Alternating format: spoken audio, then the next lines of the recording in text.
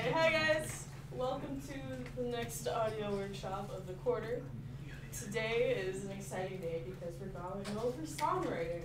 This is kind of something we've been building up to through this quarter, so I'm excited to finally be going over this. So we're going to be talking about a few things today, but first I want to start off with where we left off. So last time we talked about basic types of chords, major chords, minor chords, augmented chords, and diminished chords, and how we form those, and how in every scale, mainly focusing on the major scale, there are 7 chords that we call the diatonic chords. And I added a couple notes here from last time because I don't feel like I made this much very clear. But see, we have our C major scale here. We have these 7 diatonic chords that we can look at here. If we have our C diatonic chord in C major, we play a C major chord, and then we go up from here. So our scale degree 2, our D would be a D minor chord, notated by the lowercase Roman numeral here.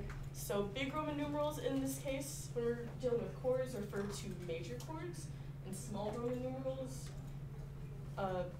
dictate minor chords. And if you see small Roman numerals plus a degree sign, like over here in B, which is our scale degree 7 in C major, that means that this is a diminished chord. So if you ever see those Roman numerals, you're going to know what those mean. That's what they mean. Everyone doing good so far. And they're kind of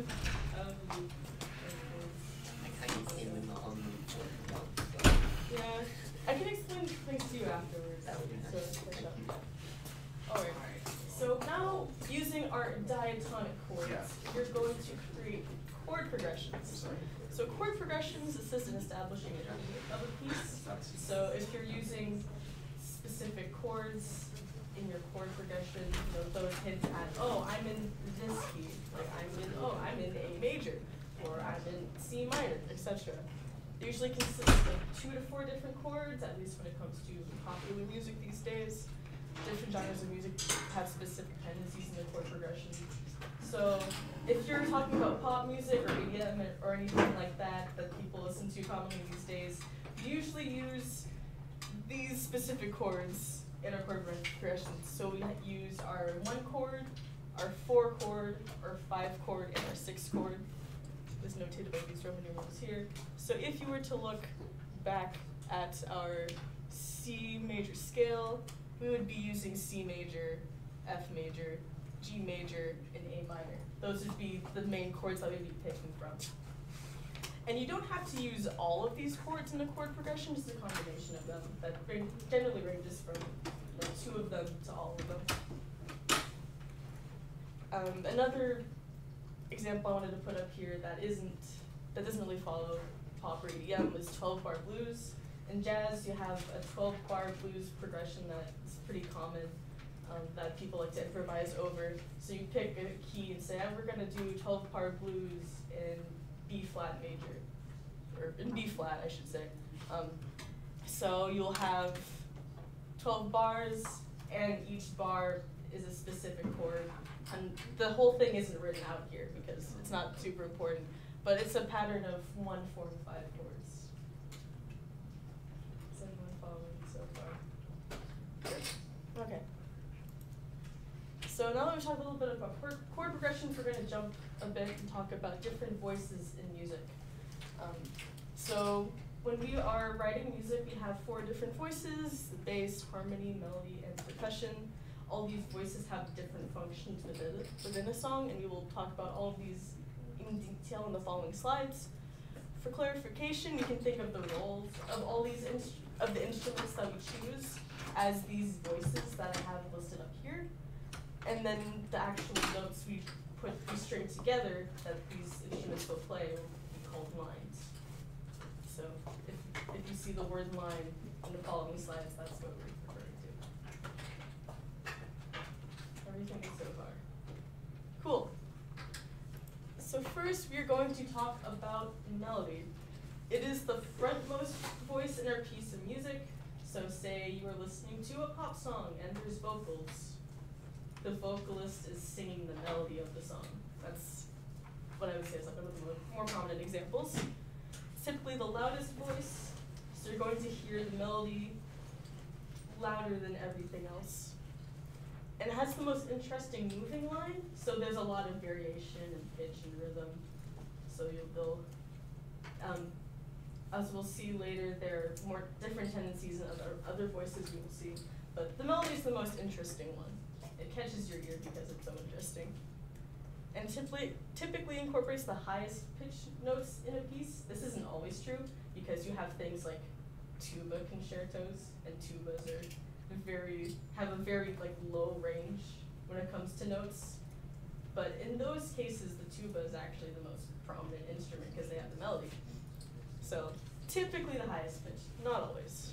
And it can take the form of pretty much any instrument that can easily change pitches. So you have like your mouth percussion instruments like a marimba or a xylophone or anything. You have your wind instruments, string instruments, and really any synth that's playing any notes that are higher than our bass instrument. And we will get into our bass instrument. Oh, wait. In a little bit, but are there any questions on melody and what the function of a melody is? Okay. So then we have our bass, which I like to call our anchor in a piece of music. It frames the melodies and gives it context. So if you have a melody by itself, it might not sound like it's stable, I'd say, because you have this melody where you're not necessarily sure what kind of mood it's supposed to portray. It's an idea that could be, I guess, framed better in a sense. So our bass helps with that. So our bass line usually contains many sustained notes or very repetitive rhythms. So you might have a bass line that's just the same long note over and over again, the same pitch. And then as the chords change in your song, then you would change the notes of your bass line, or change the pitch of your bass line but still have sustained notes. Or in your bass line, you could have a very repetitive rhythm, like driving eighth notes. So you just have a bunch of eighth notes over and over, but you would still have one pitch and change that only when you want the entire chords of the song to change as you move through your chord progression. And the bass typically has the lowest pitched voices in a piece of music. So you're looking at, in a band setting, you would have the low brass, so say your tubas or your trombones. If you're playing an orchestra or in a jazz band, you're talking about your upright bass.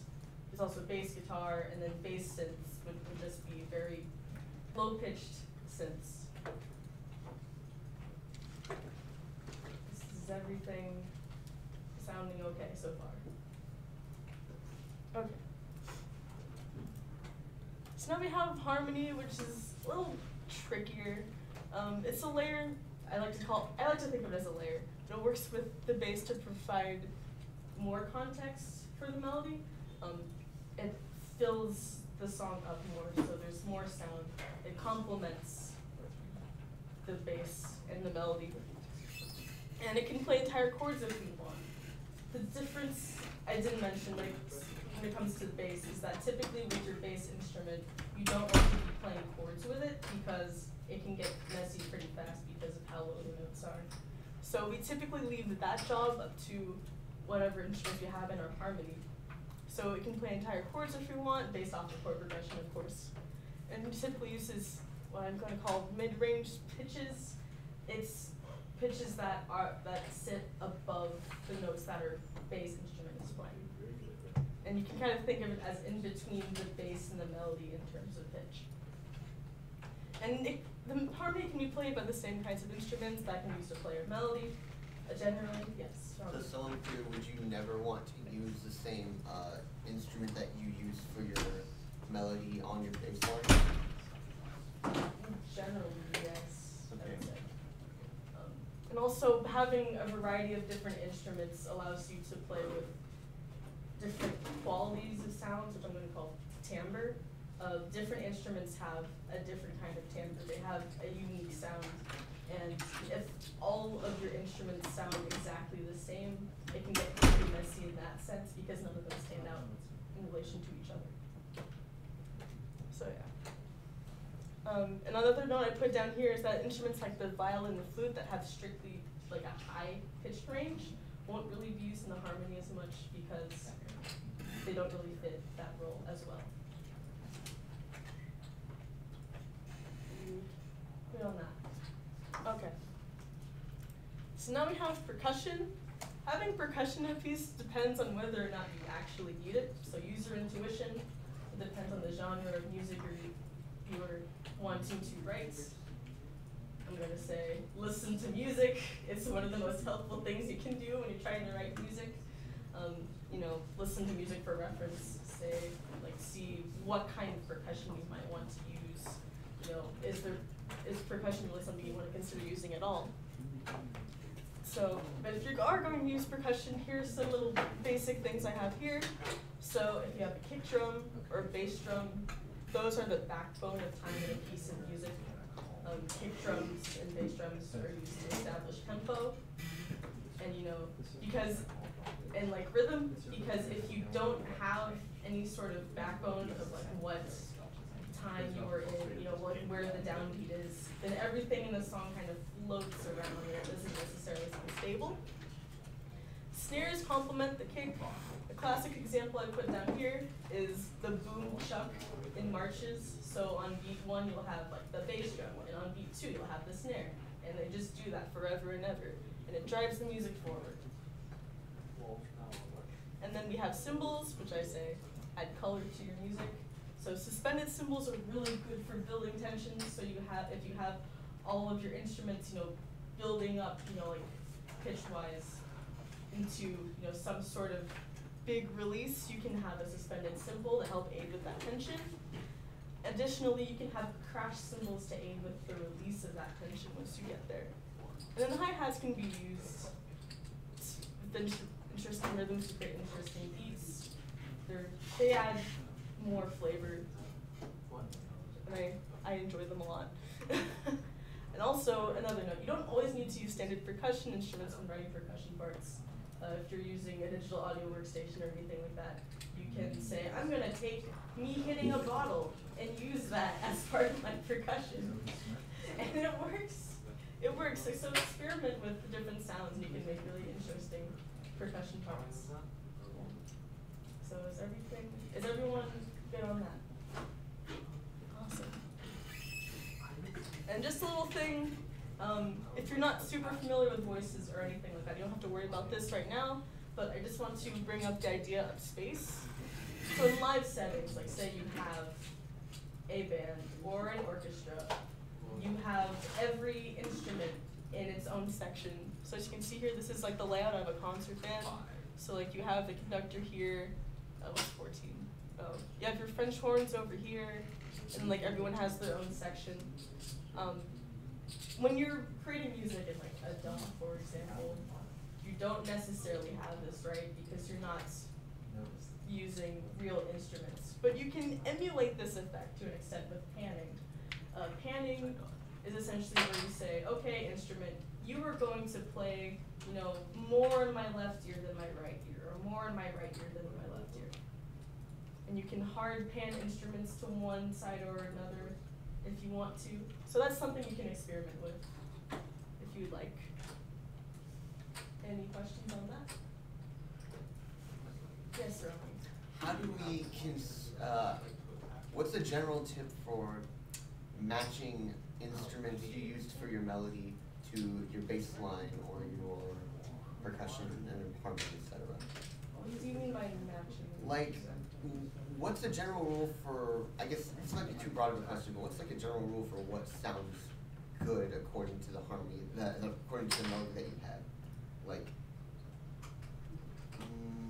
I guess I would have to show you later. Instrument-wise? Yeah, instrument-wise. Like what? It kind of depends on the genre at that point. Like you have to listen to music and see, like say I want to make this genre of music and then like listen to what kind of sounds they use there. Type of thing. Okay. Listen to music, that's like the moral of the story here. Different types of music. right? Different types of music. Expand your horizons. All right. Any more questions? Okay, cool. So just a couple tips before we move on to our next topic. You don't need every voice mentioned in these slides to have a complete song. Use what you need. So you don't necessarily have like a bass instrument in every song you have. You might just have, you know, a string section playing chords and then a melody. You might not have percussion, and that's completely fine. So again, it's another one of those listen to music situations. Use what you feel your piece of music needs depending on what you're creating. Again, I say that there, listen to music similar to what you would like to write. Choose instruments based off of that. Yeah. Any questions on that? We're good? Okay. So now we're going to go over common song structures. This is going to be mainly dealing with like pop music. So we have different genres of music tend to have differing song structures. We're talking about popular music. You can break down music using these terms. So we have the intro, which is the beginning of a song, kind of establishes the mood of the song. So you might be listening to the beginning of a song and say, okay, this sounds ominous. And then the rest of the song is ominous. Who would have guessed? The verse introduces recurring ideas. It comes right after the introduction usually. And it builds up to the chorus, which we're going to talk about after we talk about the pre-chorus. The pre-chorus doesn't necessarily have to be there, but it acts as a transition point between the verse and the chorus of a song. The chorus of a song is where you have this big release of tension. So the verse is kind of there to like build tension, and then the pre-chorus transitions into the chorus, and then kind of big release of tension and excitement, and the chorus is where you have the peak of excitement in a piece of music. And then there's the bridge/breakdown, where generally in pop music you'll hear this between the second iteration of the chorus and like the last iteration of the chorus at the end. It's like the most different part of the song. It doesn't necessarily follow, you know, strictly what the verse or the chorus is. It can sound pretty different. And you can mix and match all of these parts. Some combinations are more popular than others. I'd recommend just not slamming choruses into your song and trying to say, I'm gonna peak excitement for the entirety of the song, because that's not how it works. You need tension and release, which we're gonna talk about in a little bit. Yeah. You can also assign letters to each musical idea introduced if this format doesn't seem like it works as well for pieces of music. You might want to say, no, I'm working in like an ABA format, you know, where you have one idea and then another musical idea, and then you repeat the first idea that you had, things like that. More poker related than the other Any ones. questions on this slide? Very little strategy. There's some. Okay. Very little. So just some tips here. Decide how you want your song to progress in terms of tension and release. There's a reason why songs aren't only made up of choruses. You need tension and release, and that's kind of what songs are based, what music is based off of in general. So choruses act as a release of tension to let you know. Verses allow you to build tension in music. There are a number of combinations of sections in popular music, but this is the most standard one that I've written out here. So you have your intro to your song, and your intro runs into your first verse. Then you might have a pre-chorus, or you might go straight into your chorus, and you'll have a second verse, and then the same thing happens, and you have your bridge, where something different happens in comparison to the rest of the song. And then you repeat your chorus, and then you might have an outro, or you might just end it after the chorus. Either way. But essentially listen to music to get an idea of what song structures you might want to follow. Any questions on this? Cool. And in general tips, listen to music. That is the biggest tip I have today. Listen to music. You know, figure out what sounds good to you and do your best to recreate it. There are tutorials on how to create different genres of music, so you might want to look at those and say, okay, I want to make this genre of music, and I need help recreating it, so I'm going to follow this tutorial and do that. Experiment, try new things with chords, try wacky different things. They don't have to sound good at first. You know, try different things with song structures. You don't have to necessarily follow what I have here. There's also sound design things. My workshops don't really focus on sound design, but you know, that's another thing you can also experiment with if you would like to. And yeah, that's about it there. Are there any questions? Cool. So I'm gonna stop the stream now because I'm gonna play some music that I listen to, and you're probably like, what the heck is this garbage? But we're gonna listen to this. I don't want the VOD to get muted, so I'm gonna stop the stream, and then we're gonna just kind of listen to all these, like I think the song structures and things like that. So yeah. I'm going to stop the stream.